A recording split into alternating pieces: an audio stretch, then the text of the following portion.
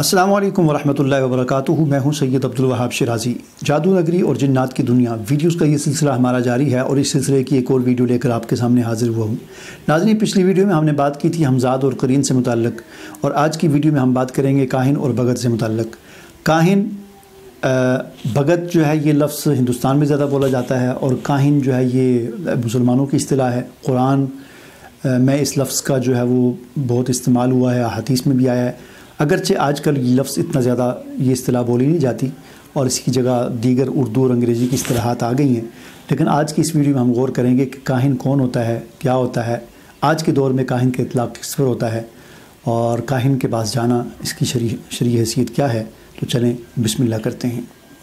اگر آپ 3 کروڑ مالیت کے جدید ٹیکنالوجی کورسز صرف 2500 روپے سالانہ میں کرنا چاہتے ہیں تو نیچے ڈسکرپشن میں دیے گئے النافع کے لنک پر کلک کر کے اپنی یا اپنے بچوں کی رجسٹریشن فوراً کروائیں اور دنیا کی جدید ترین کورسز کروانے والے آن لائن پلیٹ فارم النافع کا حصہ بن جائیں۔ تو ناظرین، کاہن جیسا کہ میں نے پچھلی ویڈیو میں عرض کیا تھا کہ ہر آدمی کے ساتھ ایک ہمزاد اور ایک شیطان ہوتا ہے، تو کچھ ایسے عملیات ہوتے ہیں، کچھ ایسے چلے وغیرہ اور عملیات وغیرہ ہوتے ہیں کہ جن کے کرنے سے انسان کا ایک رابطہ اور کنیکشن جو ہے اپنے ہمزاد کے ساتھ بن جاتا ہے۔ وہ اگرچہ ایک غلط راستہ ہے، صحیح راستہ نہیں ہے۔ مجھے بھی بہت سارے لوگ پوچھتے ہیں کہ جی ہم اپنے کاہن اور ہمزاد کے ساتھ کنیکشن بنانا چاہتے ہیں، اس کے ساتھ رابطے میں آنا چاہتے ہیں، تو دیکھیں یہ طریقہ نہ مجھے معلوم بھی نہیں ہے اور نہ ہی اس شرعی اعتبار سے یہ کوئی درست چیز ہے۔ غلط راستہ ہے، گمراہی کا راستہ ہے اور انسان خراب ہو جاتا ہے۔ اگر بہت ہی اچھا راستہ ہوتا تو کم از کم 1.25 لاکھ صحابہ کرام میں سے کوئی ایک تو اس راستے پر چلتا، لیکن کوئی بھی ہمیں نہیں نظر آتا تابعین میں سے، حتیٰ کہ اسلام کی 1500 سالہ تاریخ اور آج کے دور میں بھی جو علماء حق ہیں اور جو صحیح جو اللہ والے لوگ ہیں وہ آج بھی جو ہے اس راستے پر نہیں چلتے۔ ٹھیک ہے، تو یہ تو ایک الگ بات ہوگی۔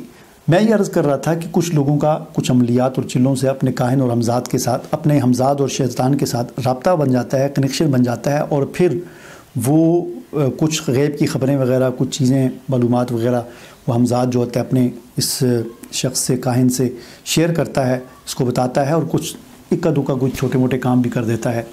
تو اس کو کہتے ہیں کاہن، ایسا شخص ہوتا ہے کاہن کہلاتا ہے۔ ٹھیک ہے، یہی وجہ تھی کہ حضور صلی اللہ علیہ وسلم کو کفار مکہ نے کاہن کہا، کیونکہ حضور غیب کی خبریں بتاتے تھے اللہ کے حکم سے کہ قیامت آئے گی، یہ غیب کی خبر تھی۔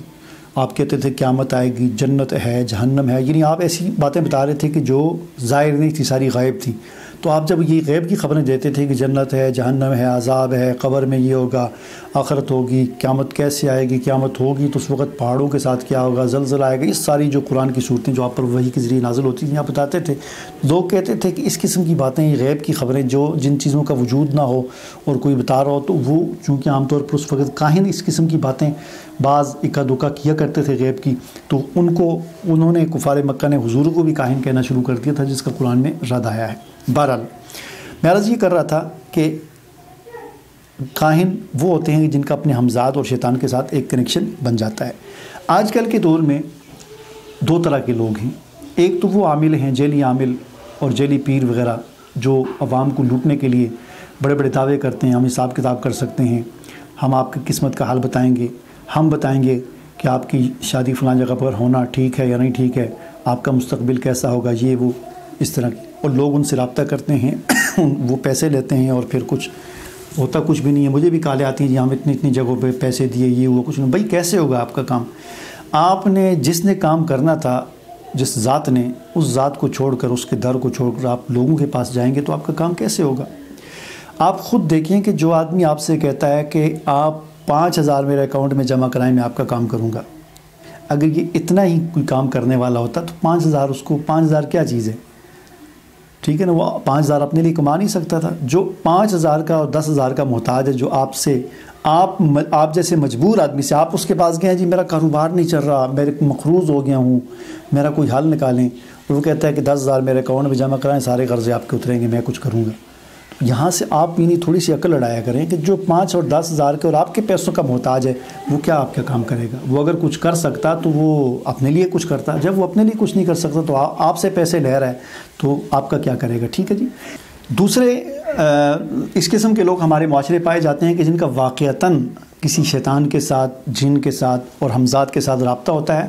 کچھ انہوں نے اس قسم کے چلے عملیات کیے ہوتے ہیں، کفر کی راہ پر وہ چلے ہوتے ہیں، شیطانوں کی تعریف کرتے ہیں، ان کی پوجا پاٹ کرتے ہیں. ان لوگوں کی علامت یہ ہوتی ہے کہ آپ سے کالا بکرا، مرغا اور خوشبو، مطلب آپ کا کام کرنے کے لیے چیزیں، اس قسم کی چیزیں آپ سے منگواتے ہیں یا مانگتے ہیں یا ان کے لیے پیسے مانگتے ہیں. تو یہ مطلب اس قسم کی ان کی علامت یہ ہوتی ہے، چونکہ وہ جو بکرا ہوتا ہے یا مرغا ہوتا ہے یا گوشت ہوتا ہے یا اس قسم کی چیز ہوتی ہے وہ اس جن کے نام پر قربانی کرتے ہیں، اس کی بیٹ چڑھاتے ہیں. تو اس قسم کے کچھ اس قسم کے لوگ ہوتے ہیں.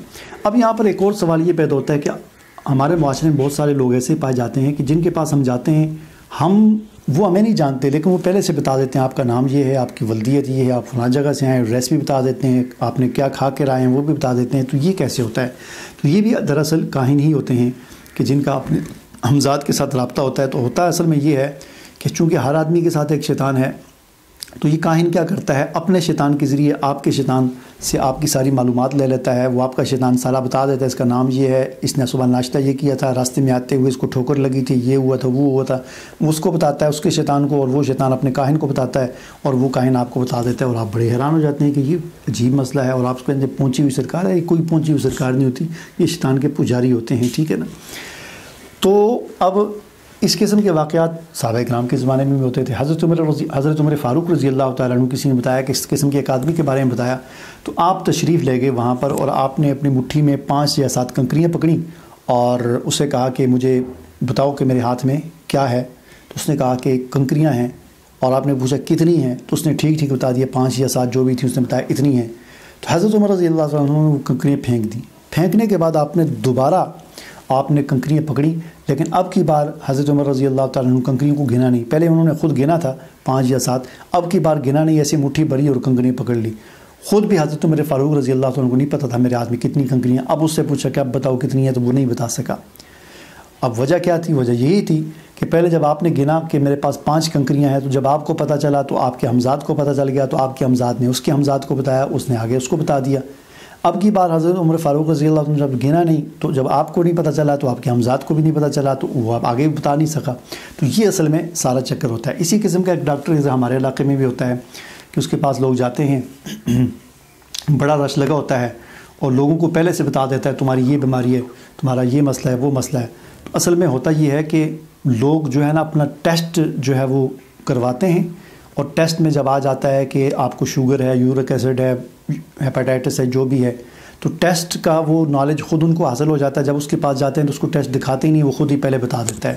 تو یہ سارا اصل میں یہی ہمزاد کا قرین کا چکر ہوتا ہے. یہ کوئی اتنی اچھی چیز نہیں ہے سارا اس طرح کا ڈرامہ. اب آخری بات کی طرف آتے ہیں کہ ایسے لوگوں کے پاس جانا اس کی شریعت میں کیا حیثیت ہے. تو دیکھیں حضور نبی کریم صلی اللہ علیہ وسلم نے فرمایا من اتی عرافا فسألہ، کہ جو آدمی کسی عراف کے پاس آیا، فسألہ عن شیء لم تقبل له صلاۃ 40 لیلہ، کہ جو کسی عراف کے پاس آیا، کسی کاہن کے پاس، کسی ہاتھ دیکھنے والے کے پاس، نجومی کے پاس، پامسٹ کے پاس آیا، اور اس سے اس نے کوئی سوال کیا مستقبل کا، قسمت کے حال کا، اس قسم کا کوئی بھی اس نے سوال کیا، تو فرمایا آپ علیہ السلام نے کہ اس سوال کرنے والے کی 40 دن کی نمازیں ضائع ہو جائیں گی. اب یہ ہاتھ دیکھنے والے، نجومی، پامسٹ وغیرہ، یہ سارے اسی کیٹیگری میں آ جاتے ہیں. ٹھیک ہے. تو آپ نے فرمایا کہ صرف سوال کرنے کی وجہ سے 40 دن کی نمازیں ضائع. دوسری حدیث ہے، اس میں آپ نے فرمایا کہ من اتی کاہنا فصدقہ بما یقول فقد کفر بما انزل علی محمد، کہ جو آدمی کسی کاہن کے پاس، کسی پامسٹ کے پاس، کسی ہاتھ دیکھنے والے کے پاس، کسی حساب کرنے والے کے پاس، جو کہتا ہے میں حساب کر کے بتاتا ہوں، کوئی ذائچہ نکالنے والے کے پاس، کسی کے پاس، کاہن کے پاس آیا، فصدقہ، اور پھر اس سے کوئی سوال کیا، اس نے آگے سوال کے جواب میں اس کو جواب دیا، کوئی قسمت کا حال بتایا، کوئی مستقبل بتایا، کوئی غیب کی خبر، جو بھی اس نے بتایا، حساب کرنے والے نے، کاہن نے، پامسٹ نے، ٹھیک ہے نا، اس نے بتایا، اور اس سوال کرنے والے نے اس کی بات پر کی تصدیق کر دی، یقین کر لیا، سچ مان لیا اسے، تو حضور علیہ السلام نے فرمایا فقد کفر بما انزل علی محمد، اس نے اس دین کا انکار کر دیا جو محمد صلی اللہ علیہ وسلم پر نازل ہوا، یعنی یہ آدمی کافر ہو گیا. تو یہ کوئی معمولی بات نہیں ہے. مجھے بھی میسج آتے ہیں جی آپ میرا حساب کر کے بتائیں، میرا مستقبل کیسا ہوگا، میرا کاروبار کیسا ہوگا، میں نے فلاں کے ساتھ شادی کرنی ہے آئندہ کے لیے، وہ میرے لیے کیسا رہے گا. تو اس قسم کا سوال کرنے سے کاہن کے پاس جا کر 40 دن کی نمازیں ضائع، اور سوال کرنے کے بعد اگر اس نے جواب دیا اور اس جواب کی تصدیق کرنے سے آدمی کافر ہو جاتا ہے. تو یہ کوئی معمولی بات نہیں ہے. امام احمد رضا خان بریلوی رحمۃ اللہ علیہ، ان کا فتویٰ اس حوالے سے میں آپ کو سناتا ہوں، وہ بہت اہم فتویٰ ہے۔ وہ فرماتے ہیں امور غیب پر احکام لگانا، یعنی غیبی چیزوں پر حکم لگانا، ٹھیک ہے نا، مستقبل کے بارے میں جس چیز کا ہے ہی نہیں، غیبی چیزوں کا دعویٰ کرنا، ان پر احکام لگانا۔ سعد و نحس کے خرقچے اٹھانا، یعنی یہ منحوس ہے، یہ صحیح ہے، یہ سعد ہے، یہ فلاں ہے۔ ذائچے کی راہ چلنا، ذائچے کی راہ کیا ہے؟ نام، اپنا نام بتاؤ، والدہ کا نام بتاؤ، ڈیٹ آف برتھ بتاؤ، یہ آپ بتاتے ہیں تو وہ ذائچہ نکال کے پھر بتاتا ہے، تو یہ ذائچے ہوتے ہیں۔ ذائچے کی راہ چلنا۔ اوتاد اربع، تالے رابع عاشر سابع پر نظر رکھنا، یعنی آپ کا ہفتہ کیسا گزرے گا، یہ ستارہ کیسا ہے، یہ ہے، وہ ہے، فلاں فلاں، یہ سارا جو سسٹم ہوتا ہے پامسٹوں کا۔ زائلہ مائلہ کو جانچنا ناجائز اور اعتقاد کے ساتھ ہو تو کفر ہے۔ یعنی یہ سارے یہ چیزیں، امور غیب پر احکام لگانا، منحوس اور ساتھ کے یہ چیزیں اٹھانا، اور یہ ذائچے نکالنا، اپنا نام، والدہ کا نام، ڈیٹ آف برتھ بتا کر ذائچے نکالنا، یہ سب فرماتے ہیں ناجائز ہے، اور جو ان کو سچا مان کر ان چیزوں، ان کاموں میں پڑے، ان پر یقین کرے تو یہ کفر ہے، ٹھیک ہے نا، کیونکہ حضور علیہ السلام نے فرمایا کہ فقط کفر بما انزل علی محمد۔ فتاویٰ رضویہ جلد 1 صفحہ 463، رضا فاؤنڈیشن لاہور۔